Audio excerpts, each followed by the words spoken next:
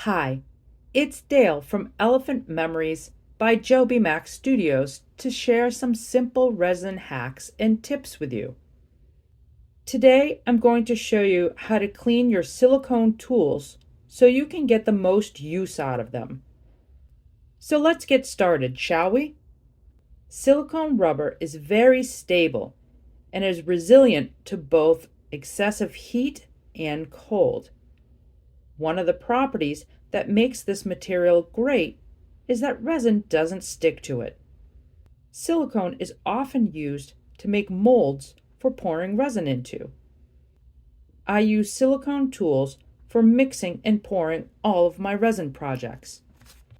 These would include extra large mats to protect my table, measuring cups, stirrers, brushes, and spreaders. With the proper maintenance, you can reuse these over and over again.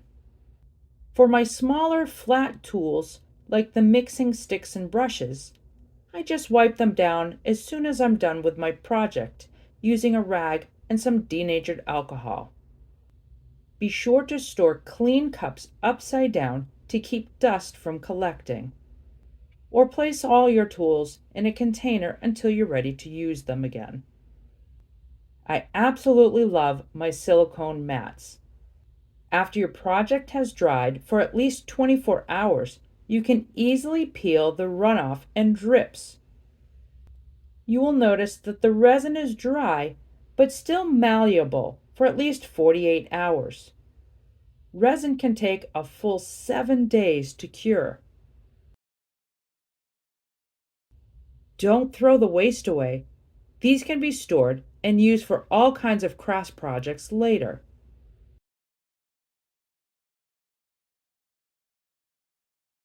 Okay, so once you've peeled and put away the waste resin, clean your mat with a rag and denatured alcohol. Be sure to scrub off as much of the old resin as you can, as you want a flat surface for the next time you pour. The measuring cups and molds are a little more time consuming. Let these sit for at least 48 hours. The resin will peel more easily then.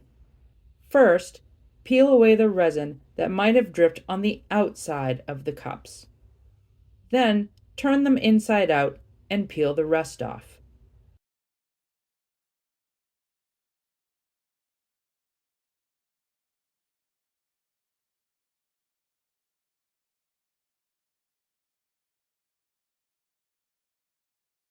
Now wipe down and scrub the inside well with a rag and denatured alcohol to get everything out.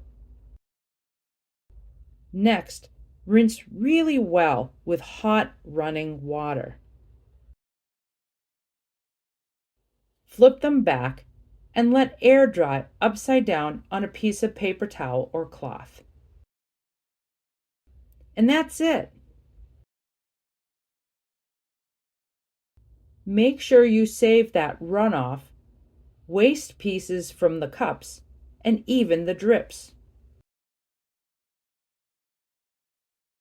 Be cautious when handling, as the edges can be very sharp. Once these are fully cured, you can cut them with a scroll or table saw, shape them with a Dremel or a sander, and use the drips in other crafting projects. Just look at all those cool colors and designs. If you find these tips helpful, please give us a like and put your comments and questions below. We'll see you next time.